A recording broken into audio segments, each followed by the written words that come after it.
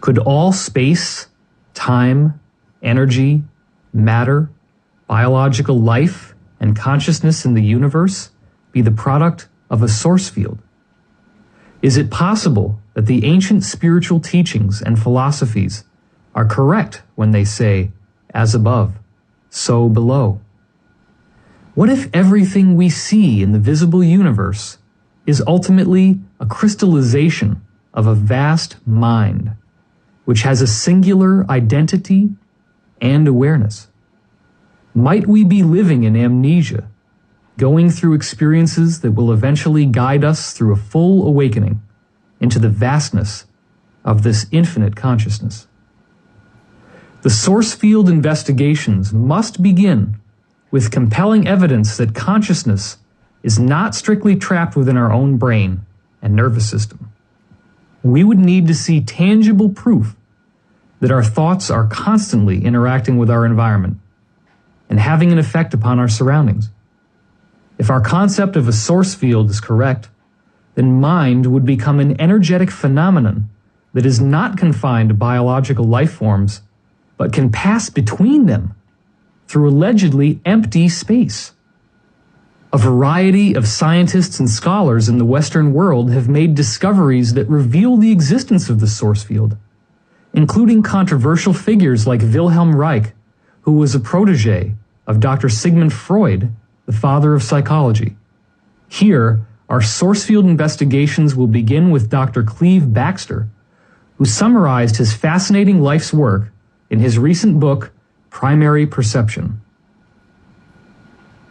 The Stunning Power of Hypnosis. While attending Rutgers University Prep School, Backster was fascinated to hear his friend describe a hypnosis technique he just learned from his professor. Backster decided to try to hypnotize his roommate with this technique, who soon fell into a very deep trance. Backster then told him, "Now, I want you to open your eyes, but you're not going to wake up.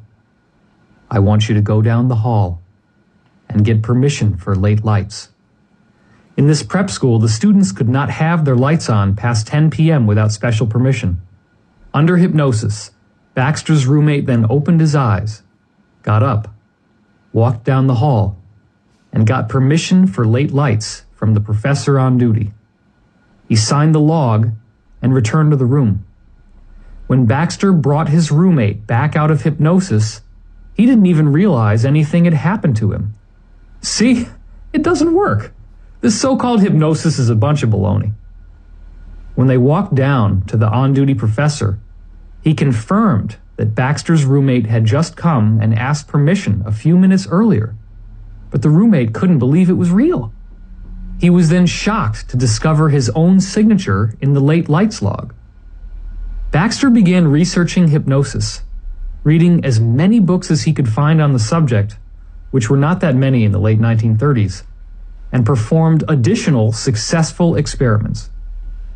After the devastating attack on Pearl Harbor in 1941, Backster joined the military ROTC program at Texas A&M University, and there he began making frequent demonstrations of hypnosis to larger audiences. Typically, about a third of his audience went into some stage of trance, and he picked the deepest subjects for more intensive work. One man was told he would not be able to see Backster in the room for the next 30 minutes after he woke up. Indeed, once this subject was brought out of hypnosis, he could not see Backster at all. Just to test how far this would go, Backster picked up a cigarette and blew out some smoke, although he was not a smoker. This man saw the cigarette and the smoke levitating in the air, but he could not see anyone holding it, and he became very alarmed. He wanted to leave the room, but the audience compelled him to stay. After the 30 minutes, Backster again reappeared to him. He followed his post-hypnotic commands perfectly, with no conscious memory of what he had been told to do. My own introduction into the powers of hypnosis came after I had a dramatic, out-of-body experience. When I was only 5 years old, I woke up one night, and found myself floating about 3 feet over my own body. That little boy in the bed was breathing normally. But if he was me, then who the heck was I? This quickly started to scare me, and as soon as I panicked, I snapped back into my body. For the next 2 years, I wished I could have another chance to explore this bold new frontier, but nothing happened. When I finally asked my mother how I could learn more about this, she took me down into the basement and suggested I read some books she had on ESP, extrasensory perception. The first one I read was Harold Sherman's How to Make ESP Work for You. Sherman said that when you hypnotize someone, you can get them to have an out-of-body experience like I had, with apparently stunning results. The deeper the state of trance, the more activated become the extrasensory faculties of the subject. Under these conditions, he can be instructed to leave the body and to visit a certain person or place, and to report on what he sees and hears. Hypnotism and astral projection. Dr. Thomas Garrett, a therapeutic hypnotist who pioneered in the treatment of shell-shocked soldiers in the First World War, told me of an outstanding experience he had had with one of his private patients. The young man, son of a famous Broadway playwright, came to Dr. Garrett emotionally upset over a broken romance. He submitted to hypnotism and told Dr. Garrett that he and his former fiancée, who was a student at Wellesley, had had a falling out over some trivial matter, and she had returned his ring. Dr. Garrett, on impulse, told the hypnotized young man he could visit the woman he loved and see if he could determine how she now felt about him. Dr. Garrett explained he had the power to leave his physical body in his astral form and travel direct to Wellesley, to the sorority house where the young lady was residing. There was a moment of silence. Then the entranced subject announced that he was standing in the hall, outside the girl's closed door. "Don't let that stop you," said Dr. Garrett. "You can pass right through the door. Go on in, and tell me what she's doing." After another moment, the young man said, "She is at her desk, writing a letter." "That's fine," said Dr. Garrett. "Look over her shoulder, and read to me what she is writing." Almost instantly, the face of the sleeping subject took on a surprised and delighted expression. "Why, she's writing to me." "What is she saying?" demanded Dr. Garrett, picking up a pencil.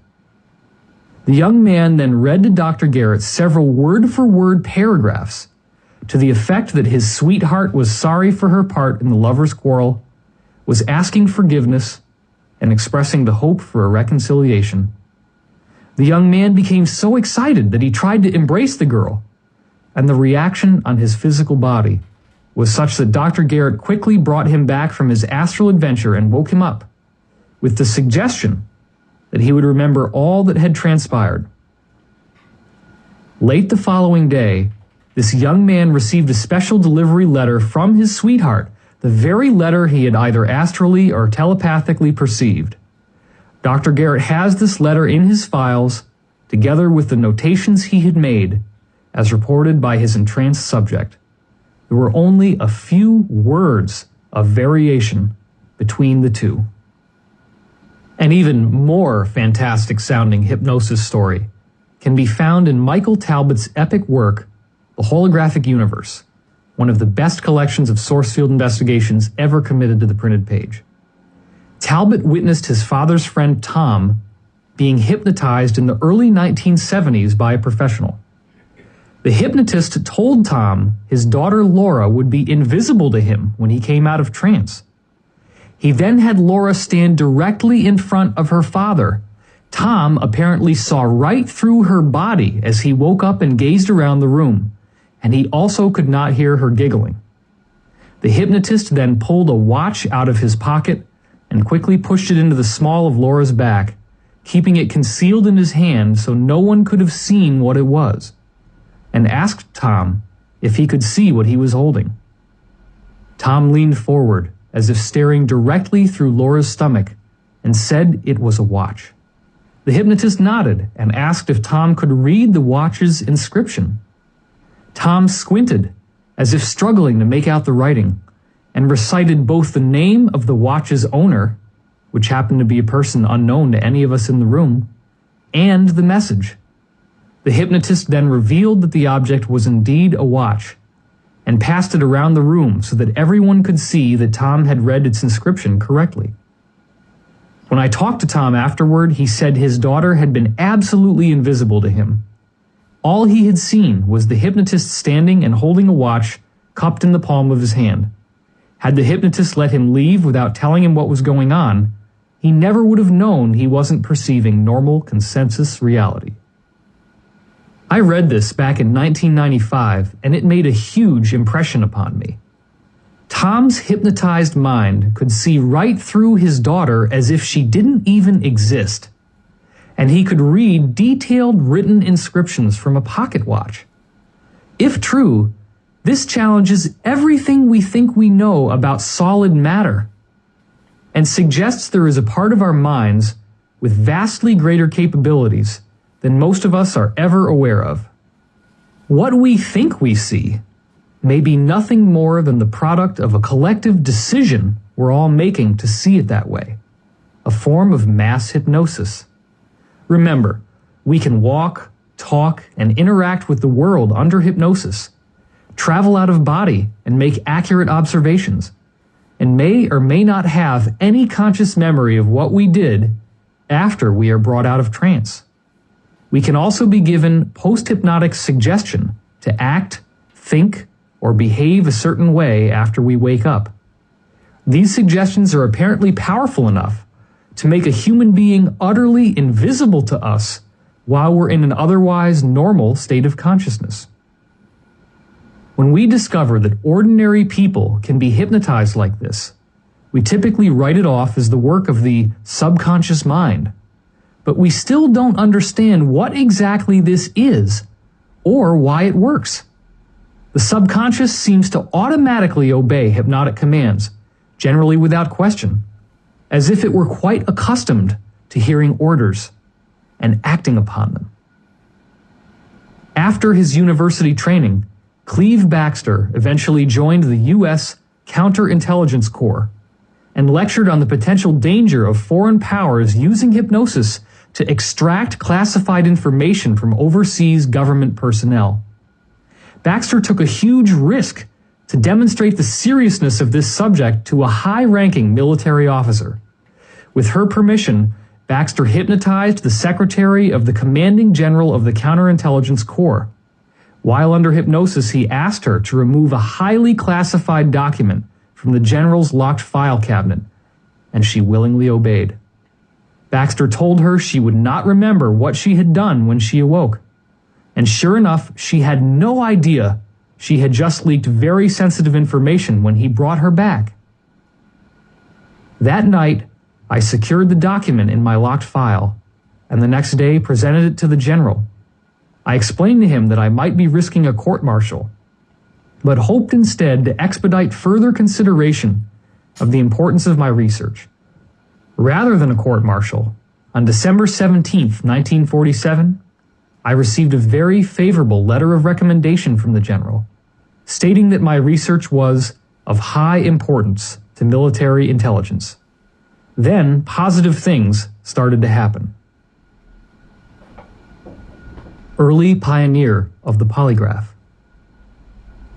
After giving 10 days of hypnosis and sodium pentothal truth serum demonstrations at the Walter Reed Hospital in Washington, D.C., Baxter began working for the Central Intelligence Agency as of April 27, 1948. Shortly after joining the CIA, Baxter studied with Leonard Keeler, a pioneer in the use of the polygraph. In addition to other classified activities, I was a key member of a CIA team that was prepared to travel to any foreign location to analyze the possible use of unusual interrogation tactics, including my original areas of concern, mainly hypno-interrogation and narco-interrogation. Back in Washington, D.C., the polygraph operation I had established was becoming popular for the screening of applicants for employment at the CIA and for some general screening of key CIA personnel. The ever-increasing schedule of rather routine polygraph examinations started to interfere with my more creative interests in research. Shortly after Leonard Keeler's death, circa 1951, Backster left the CIA to serve as director of the Keeler Polygraph Institute in Chicago. This was the only classroom-type school teaching the use of the polygraph at the time. Backster went on to start his own polygraph consultant business, working with several government agencies in Washington, D.C., and then expanded into a second office in Baltimore, Maryland. By 1958, Backster had freed up the time to begin intensive polygraph research, and he developed the first standardized system for numerical evaluation of polygraph charts, which is still being used today. He moved to New York City in 1959 and continued to operate a commercial polygraph business. 7 years later, Backster struck gold. In February 1966, an event occurred that was about to expand the entire focus of my research through a kind of paradigm shift in my own awareness. At the time of its occurrence, I had been involved in the use of the polygraph on humans for 18 years. Backster's secretary purchased a rubber plant and a Dracaena cane plant from a store that was going out of business. This was the first time Backster had ever owned any plants. On February 2, 1966, Backster had worked through the night in his lab and finally took a coffee break at 7 a.m. In those weary hours, Backster got an idea. He would try to connect his new Dracaena plant to the polygraph and see what happened. Much to his surprise, the plant did not have a smooth, flat pattern of electrical activity. It was surprisingly jagged and alive, changing moment to moment. Then, as Backster kept watching in amazement, it got a whole lot more interesting. About 1 minute into the chart recording, the tracing exhibited a short-term change in contour similar to a reaction pattern typical of a human subject who might have been briefly experiencing the fear of detection. In simple language, the plant's electrical activity looked just like the graph from a person who was starting to tell a lie. Backster knew that if you want to catch someone lying, you first have to confront them about whatever they might be hiding. If your questions then cause them to feel threatened and anxious, the electrical activity in their skin gets much stronger. Backster wanted to see if he could get a human-like response out of his new plant by threatening its well-being somehow. An example of what we do with a human taking a polygraph test is to ask a question such as, "Did you fire that shot that was fatal to John Smith?" If they did commit the crime, that question threatens their well-being and produces a reaction that shows up on the chart.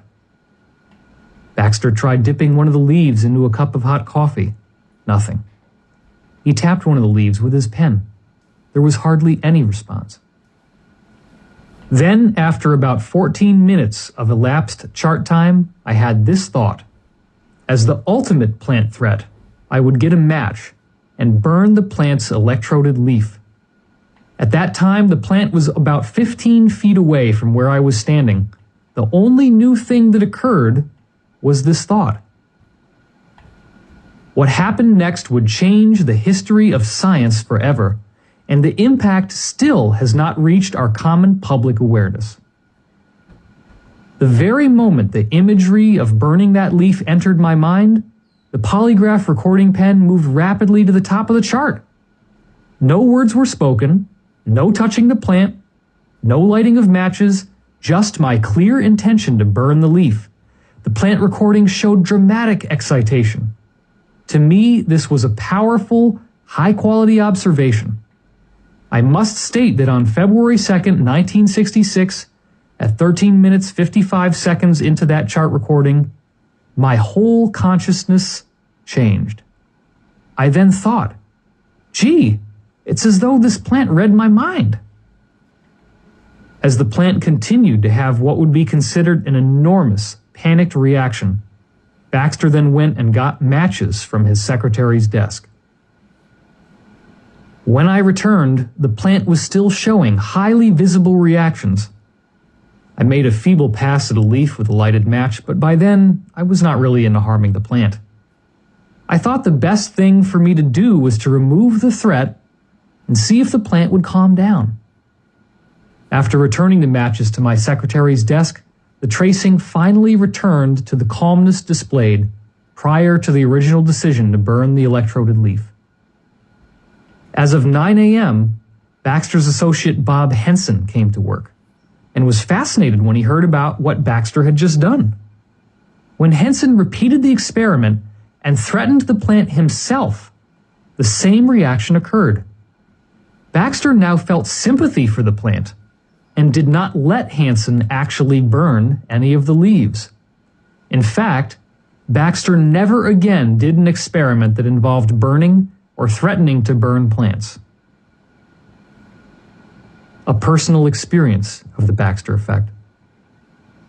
In 2006, I called Baxter's research laboratory in San Diego to ask if he wanted to participate in a film shoot to dramatize this event in a modern classroom setting.